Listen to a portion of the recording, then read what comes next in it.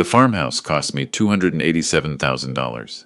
34 years driving a UPS truck through rain and ice and summer heat in rural Ohio, and that farmhouse on 11 acres outside of Chillicothe was what I had to show for it. Not a complaint, not even close to a complaint. I earned every dollar that went into that down payment, and I knew exactly what I was buying. I bought quiet. I bought mornings where the only sound was the coffee maker and the barn swallows outside the kitchen window. I bought the right to sit on my back porch and watch the fog lift off the fields at 6 in the morning without anyone needing anything from me. After 3.5 decades of waking up at 4 a.m., loading packages, running routes in a truck with no air conditioning through July in central Ohio, I had earned the right to just sit there and breathe. My wife, Linda, passed 4 years before I retired. Pancreatic cancer. We had plans, her and me. We were going to fix up the old farmhouse together, put in a proper garden, maybe get a few chickens. She had a whole notebook full of ideas. Paint colors for the shutters. A list of heirloom tomato varieties she wanted to try. After she was gone, I kept working because I didn't know what else to do with myself. The truck, the route, the familiar weight of it all, that was the only structure I had left. When I finally retired at 63, I sold our house in Columbus and found the property outside Chillicothe almost by accident. A listing my real estate agent sent as a maybe. The moment I drove down that gravel road and saw the white farmhouse sitting back from the tree line, I knew. Linda would have loved it. I bought it for both of us, in a way. That's how I think about it. My son-in-law found out about the property 6 weeks after I closed on it. My daughter, Angie, had driven down to see the place in September. She brought the kids, my 2 grandchildren, and we had a good afternoon. She walked through the rooms, looked at the land, said it was beautiful, said she was happy for me. All of that was true, and I believed it. What I didn't know was that she had taken photos, a lot of photos, and that when she got home, she showed them to her husband. His name is Trent. He's 41 years old. He works in marketing. I've known him for 13 years, since he started dating Angie in her mid-20s, and in all that time I have never been able to get a solid read on him. He's pleasant enough on the surface, smiles at the right moments, remembers to ask about my knee. But there's always been something slightly transactional about how he moves through the world, like he's calculating what a conversation is worth before he decides how much of himself to put into it. He called me on a Thursday evening in October. He didn't open with small talk, which I should have registered as a sign. He said he'd been thinking about my property since Angie showed him the pictures, and that he wanted to share something he was excited about. He used the word excited 3 times in the first minute. He said he'd been researching the short-term rental market in Ross County. He'd pulled up occupancy rates and average nightly prices on vacation rental platforms. He said properties with acreage and farmhouse character were extremely desirable right now, underserved in that market, and that with the right presentation, my place could generate anywhere from $40,000 to $60,000 a year in rental income. I let him talk. I'm a quiet man by nature. 34 years on a truck route, you learn to be patient. You wait for red lights. You wait for dogs to move out of driveways. You don't waste energy on things that will resolve themselves if you just hold still for a moment. So I let him lay the whole thing out. He had thought about it in some detail. He talked about a management company he knew, of a friend who handled several properties in the area. He talked about professional photography, about listing optimization, about a split where he and Angie would handle all the operational logistics in exchange for 40% of the gross revenue. I said, "Trent, I appreciate you putting that together, but I'm not interested in renting the property." There was a pause. "Just hear me out on the numbers," he said. "I've heard the numbers. They're impressive numbers. I'm still not interested." "Why not? You're sitting on a significant asset. You could be generating income." I told him I had a pension and Social Security, and that I had structured my retirement to not need additional income. I told him the whole point of the property was that it was mine, and that I intended to use it the way I wanted to use it, which was quietly. He laughed a little, like I'd said something mildly absurd. "Dad," he said. "He calls me Dad, which I have never asked him to do. I'm not suggesting you give anything up. You'd still be there. You'd just be sharing it sometimes. Sharing it with paying strangers. In my home, guests. They're guests. They're strangers who found my address on the internet. The answer is no, Trent. I appreciate you thinking of me." He dropped it, or I thought he had. Angie called the following Sunday. She had a softer approach than her husband always has, but I could hear Trent's fingerprints all over the conversation. She talked about how the rental income could serve as a cushion in case anything happened to me health-wise, how medical costs were unpredictable, how she and Trent just wanted me to be secure. She said it was a simple thing, really, and that Trent had already done most of the research, so it wouldn't even be much work on my end. I told her the same thing I'd told Trent. No. She sighed in that particular way she has, the one that means she thinks I'm being stubborn rather than clear. Dad, you're being a little rigid about this, being definite about this. There's a difference. Trent is just trying to help. Trent is trying to run a business using my property. I understand the impulse. The answer is still no. We ended the call cordially enough. I thought it was settled. In November, Trent asked if he could bring Angie and the kids down for Thanksgiving weekend. I said yes, because I wanted to see my grandchildren. My granddaughter is 7, and my grandson just turned 9, and they love the land. The boy wants to know the name of every bird he sees. I've been teaching him from a field guide I picked up at the library sale. Thanksgiving itself was good. Good food, good noise, the kind of full house energy I've missed since Linda passed. I enjoyed every minute of it. What I didn't know was that Trent spent part of that weekend measuring rooms. I found out later, much later. But I'll get to that. In December, he called again. This time the approach was different. He'd moved past persuasion and into what I can only describe as management. He talked about the property like the decision had already been made, and we were now in the logistics phase. He mentioned that the management company could get the listing live by February if we moved quickly, that spring was the critical booking season for properties like mine, and that he'd already sketched out a few ground rules to protect my privacy during rental periods. My privacy during rental periods, I repeated. Right, like, we'd designate certain parts of the house as your private space. Your bedroom, obviously, and maybe one other room, Trent. The guests wouldn't have access to those areas. There'd be a lock on the door. It'd basically be like you had your own suite within. Stop. He stopped. Are you telling me, I said, that your plan involves me living in a portion of my own house while strangers rent the rest of it? It's a common arrangement with owner-occupied short-term rentals. This is not an owner-occupied short-term rental. This is my home. I live here alone. I'm 64 years old and I live alone on 11 acres, and that is exactly what I want. I could feel my voice getting quieter, which happens when I'm serious. I have told you no twice. This is the third time. I need you to hear me when I say that the number of times you ask is not going to change the answer. He got quiet then. I think you're not fully considering what this could mean for the family financially. You mean for you financially. Another pause. That's not fair. I think it's accurate. And my answer is no. I'd appreciate it if you didn't bring this up again. He said okay. He said he understood. He said he was sorry if it came across the wrong way. I hung up and went and stood at the kitchen window for a while, looking out at the fields. The grass was winter brown. A red-tailed hawk was sitting on the fence post at the edge of my property like he owned the place.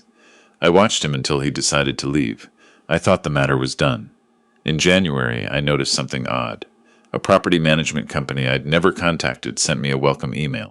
They said they were pleased to be working with me on my Chillicothe property, and that my account manager would be in touch shortly to discuss listing strategy. I read that email 3 times. Then I called the company directly. I told them I had no idea who they were and had not authorized any contact. The woman I spoke to was very apologetic and professional. She said a Trent, she gave my last name, had reached out on behalf of the property owner. She said he'd indicated he was handling the account for a family member. I thanked her for clarifying and asked her to remove my name and property from any file they had opened. She confirmed she would. Then I sat down at my kitchen table with a cup of coffee that went cold before I drank it. I want to be clear about something.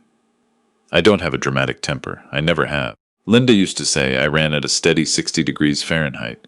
I didn't overheat and I didn't freeze. But there is a temperature below 60 that I reach on rare occasions, and it is not a comfortable place to be around. It's the temperature where I stop talking and start thinking. I was at that temperature. Trent had contacted a property management company and represented himself as acting on my behalf. He had given them my property information. He had initiated a business process involving my home without my knowledge or consent.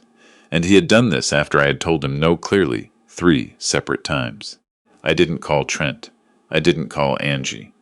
I want you to understand that decision, because a lot of people would have picked up the phone immediately and confronted the situation directly. I understand that impulse. But I've learned over the years that the most effective response to someone who ignores your words is not more words. It's action.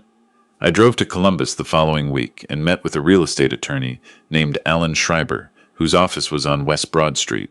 I'd found him through a retired coworker who'd used him for an estate matter. I laid out the situation for him, and he listened without interrupting. When I finished, he asked a few clarifying questions. Then he said, "Your son-in-law hasn't done anything illegal yet, but the direction this is heading could get there quickly." We talked for an hour and a half. I left with a clear plan. First, I had every lock on the property rekeyed, both entry doors, the side door on the barn, and the gate at the top of the gravel road. I had a keypad lock installed on the front door. I did this on a Thursday, while Trent and Angie were at work and the kids were in school.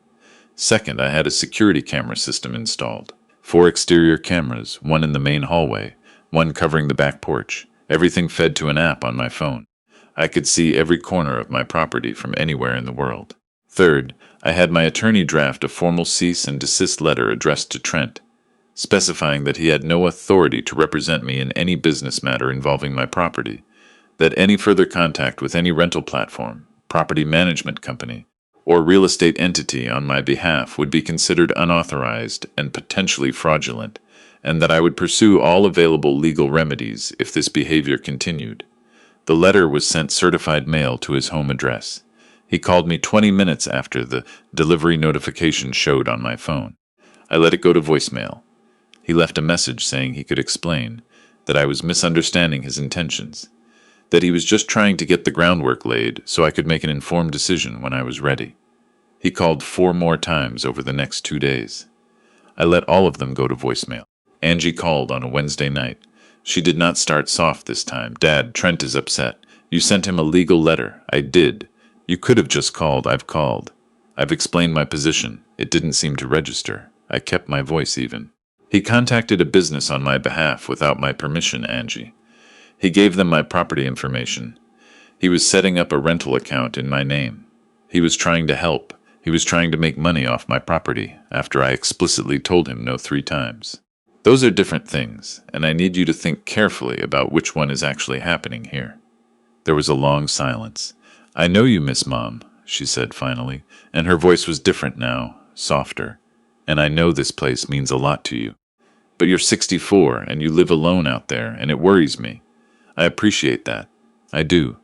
But my age and my living situation are not arguments for letting someone run a vacation rental business in my home without my permission. If you're worried about me, come visit. I'll make chili. We can walk the fence line, and your son can look for his red-tailed hawk." She was quiet again. Then she said she had to go put the kids to bed. I thought that would be the end of it. I believed the cease and desist had made the stakes clear enough that Trent would recognize the boundary and stop. I was wrong. On the second Friday of February, I was driving back from the hardware store when I passed a truck coming the other direction on my road.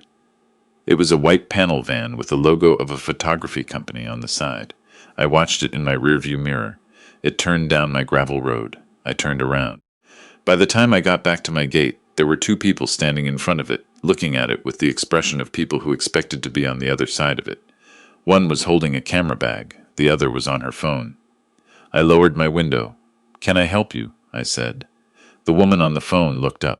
She had the slightly flustered expression of someone whose day had just gotten complicated.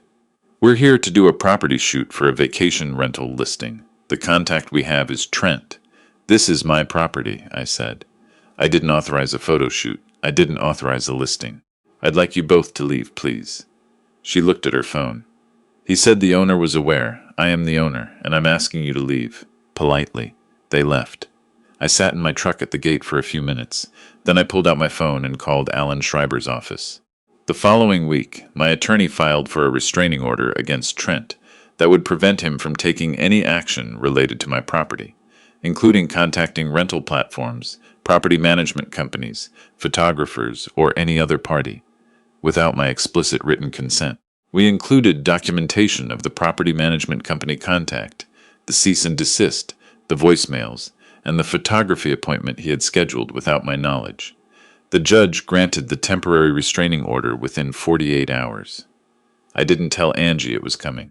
I thought about it, but I didn't know which side of this she would land on when it arrived, and I didn't want to give Trent advance warning.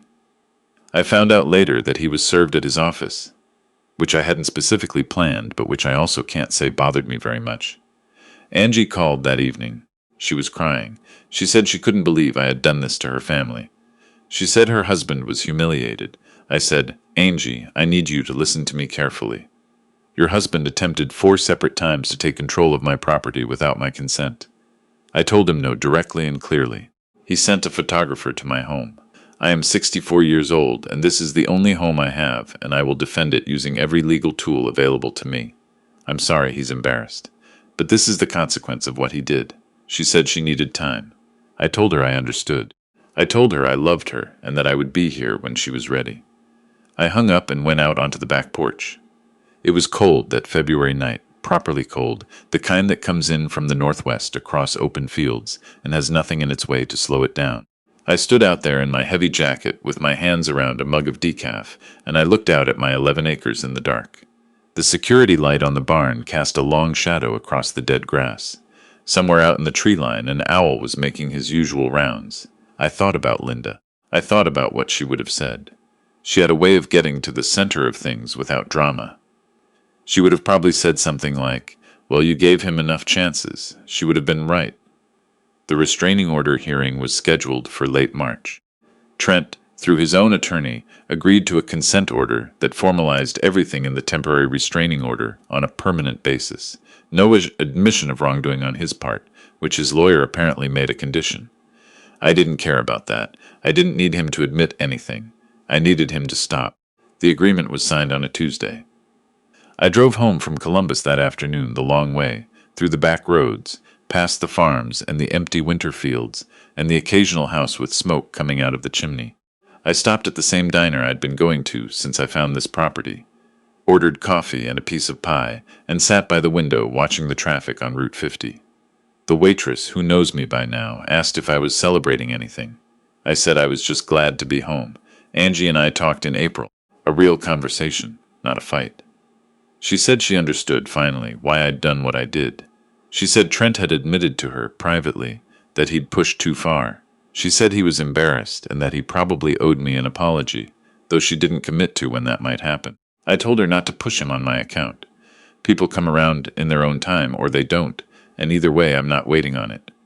She brought the kids down at the end of April. The boy found the hawk, perched on the same fence post as always, and stood about 15 feet away from it, without moving for almost 3 minutes before it decided to lift off. I watched my grandson's face the whole time, that 9-year-old absolute stillness of someone paying total attention to something real. I thought about 34 years on a truck, about what I saved, what I spent, what I built, and what I protected. The farmhouse is mine, the 11 acres are mine, the back porch and the morning coffee and the owl in the tree line and the red-tailed hawk on the fence post. All of it mine. I sit out there most mornings now, and the fields are greening up again, and the barn swallows are back, and it is exactly as quiet as I paid for it to be. That's enough. That's more than enough.